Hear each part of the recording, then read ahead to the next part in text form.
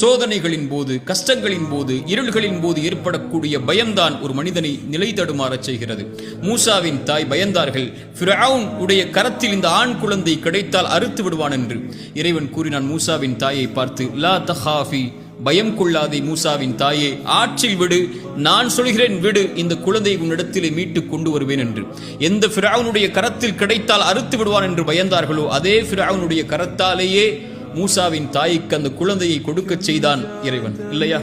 ரசூலுல்லாஹி ஸல்லல்லாஹு அலைஹி வஸல்லமை பற்றி இறைமறை சொல்லுகிறது, எதிரிகள் எல்லாம் உங்களுக்கு எதிராக ஒன்று திரண்டு இருக்கிறார்கள், அவர்களை பயந்து கொள்ளுங்கள் என்று சொன்னால் அவர்கள் சொல்லக்கூடிய ஒரே வார்த்தை காலு ஹஸ்புனல்லாஹ், இறைவன் ஒருவன் எங்களுக்கு போதுமானவன் என்று.